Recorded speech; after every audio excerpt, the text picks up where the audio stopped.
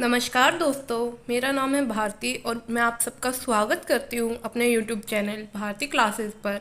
और आज हम पढ़ने जा रहे हैं कक्षा 10वीं हिंदी पाठ 1 सूरदास के परिचय के बारे में और उनके पदों के बारे में। तो उनका परिचय में हम शुरुआत करते हैं कि जो सूरदास जी थे वो भक्तिकालीन कृष्ण काव्य धारा के सर्वश्रेष्ठ कवि थे। उनका जन्म 1478 ईस्वी में मथुरा के निकट रोनकता नामक क्षेत्र में हुआ था और उनका देहांत 1583 ईस्वी में पारसोली में हुआ था। और वो अंधे थे, तो कुछ लोगों का मानना था, कुछ विद्वानों ने उनके अंधोपन के बारे में अलग अलग विचार प्रकट किए हैं। कुछ तो उन्हें जन्मांधन मानते हैं और कुछ का कहना है कि वे बाद में अंधे हुए थे। यानी कि कुछ लोग तो उन्हें जन्म से ही अंधा मानते हैं और कुछ लोग कहते हैं कि वो बाद में अंधे हुए थे। और उनकी बहुत सारी रचनाएं भी हैं, जैसे कि उनकी प्रमुख रचनाएं हैं सूर सागर, साहित्य लहरी, सूर सारावली। और उनकी काव्यगत विशेषताएं भी हैं, जिनमें उनके आचार्य शुल्क जी कहते हैं, श्रृंगार और वात्सल्य के क्षेत्र में जहाँ तक सूर की दृष्टि पहुँची वहाँ तक किसी कवि की नहीं पहुँच पाई है आज तक। ठीक है। और भाषा शैली, जो सूरदास के पदों में उनकी भाषा शैली है वह सहज, वह सरल और साहित्य हिंदी ब्रज भाषा का उन्होंने प्रयोग किया है अपने छंद दोहे में, पदों में।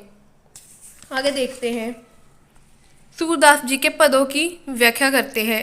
पहला पद है उधो तुम हो अति बड़ भागी, अपरस रहत सना स्ने तगाते नाहिन मनु अनुरागी।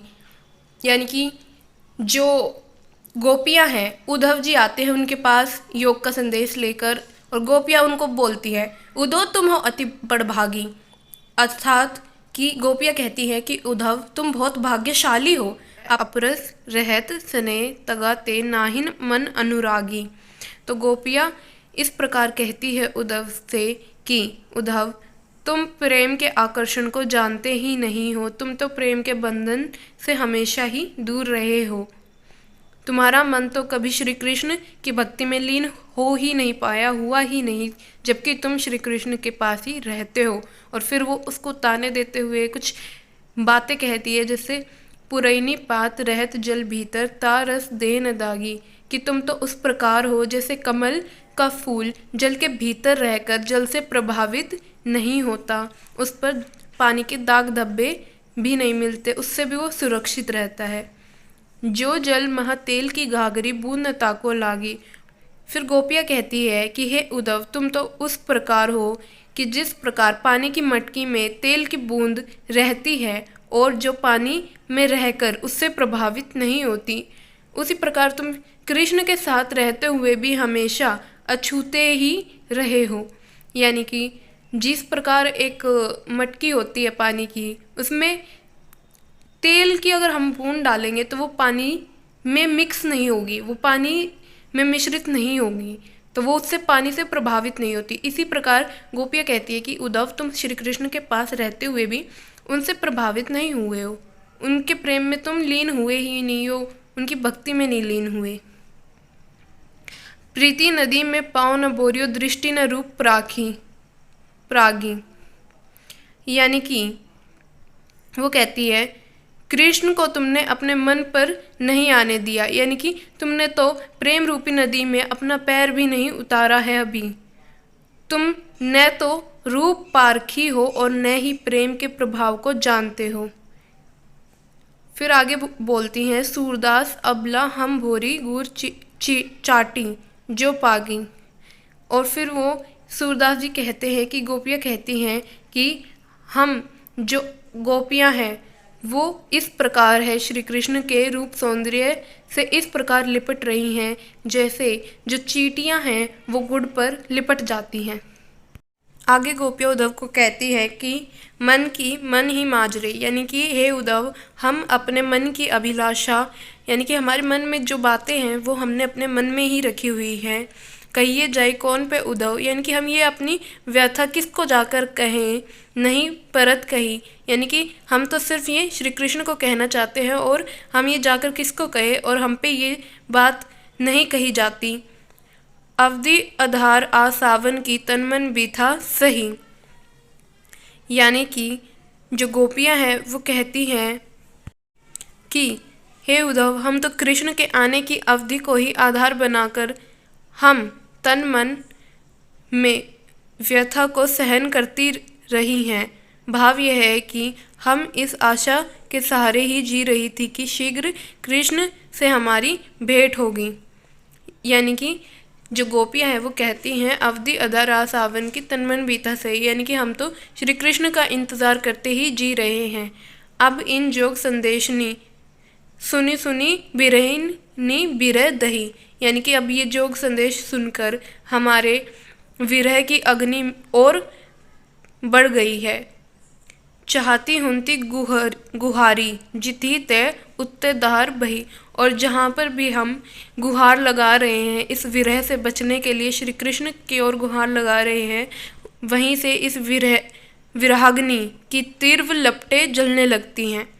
सूरदास अब धीर धरी क्यों मर्यादा न लही। सूरदास जी कहते कि गोपियाँ कह रही है अब धीर धरी क्यों मर्यादा न लही, यानी कि जो गोपियाँ हैं वो अंत में कहती हैं कि जब हम अब धैर्य क्यों रखे, धैर्य का पालन क्यों करें उद्धव, जब श्री कृष्ण ने ही अपनी मर्यादा का उल्लंघन किया है, उन्होंने अपने वचनों का निर्वाह नहीं किया है, तो अब हम क्यों धैर्य रखें।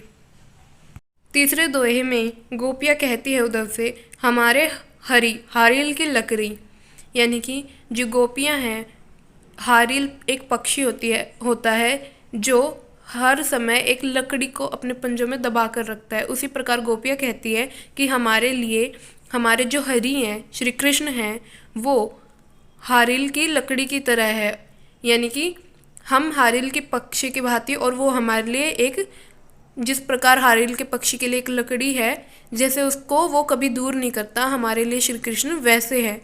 मन करम बचन नंद नंदन उरी उर यह दृढ़ करी पकड़ी, यानी कि हमने मन वचन कर्म से जो नंद नंदन है यानी कि श्री कृष्ण है उनको और यानी हृदय में बसा लिया है। यह दृढ़ करी पकड़ी और हमने इसको इस लकड़ी जो कि श्री कृष्ण का प्रतिरूप है इसको अच्छे से पकड़ लिया है। जागत सोवत स्वपन दिवस निसी कहना कहना जकरी, यानी कि हम जागते सोते दिन में रात में, ठीक है, हम कहना कहना जप रहे हैं। सुनत जोग लागत है ऐसो जो करुई ककरी, यानी कि तुम्हारे मुख से ये योग का संदेश सुनकर हमें ऐसा लग रहा है जैसे हमने कड़वी ककड़ी चबा ली हो। सू तो व्याधि हमको ले आई देखी सुनी न करी, यानी कि वो कहती है उद्धव को, हे उद्धव तुम तो हमारे लिए एक ऐसा रोग ले आए जो हमने न कभी देखा न कभी सुना है और न कभी भोगा है। यह तो सुर तिन्हीं ले सौंपो जिनके मन चकरी, और ये योग का संदेश तुम उन्हीं को जाकर दो जिनका मन चंचल है, जो कभी इधर की बात सोचते कभी उधर की, जिनका मन चंचल है, एक जगह स्थिर नहीं हो पाता। अब हमारा आखिरी पद रहता है चौथा पद। इसमें गोपियाँ कहती है हरि है राजनीति पढ़ाई, यानी कि अब तो जो श्री कृष्ण है वो राजनीति पढ़ाए हैं।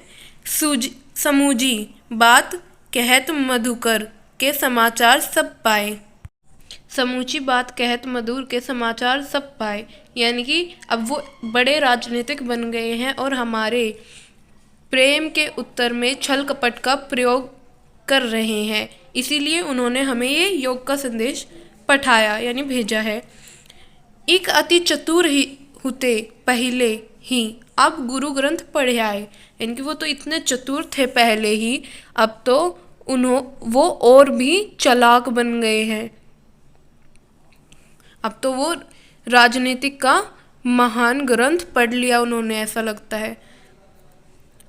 बड़ी बुद्धि जानी जो उनकी जोग संदेश पठाए, यानी कि अब तो वो इतने चतुर हो गए हैं, इतने बुद्धिमान हो गए हैं कि वो हमें योग का संदेश भेज रहे हैं।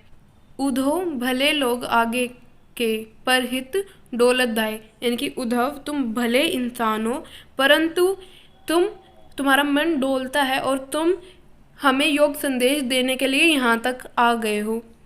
अब अपने मन फेर पाइए, चलत जू होते चुराइए। और जो हम तो बस इतना ही चाहते हैं कि जो हमारा मन श्री कृष्ण मथुरा जाते समय ले गए थे, हमारा वो मन वो हमें वापस कर दे जो उन्होंने चुराया था। फिर गोपियाँ उद्धव को कहती हैं, हे उद्धव, ते क्यों अनीति करे आपुन, जे और अनीति छुड़ाए। यानी कि जो श्री कृष्ण है वो मथुरा तो जो अत्याचारियों को दंड देने के लिए गए हैं, परंतु वह तो स्वयं ही अत्याचारी बन गए हैं जो हम पर ऐसा अत्याचार कर रहे हैं। राजधर्म तो यह सूर जो प्रजा ने जाहि सताए। और राजा का धर्म होता है कि राजा प्रजा को न सताए, परंतु वह तो हमें सता रहे हैं। तो आज की वीडियो में इतना ही। इस वीडियो को लाइक सब्सक्राइब करना मत भूलना। उम्मीद करती हूँ आप सबको समझ में आया होगा और आपका धन्यवाद पूरी वीडियो देखने के लिए।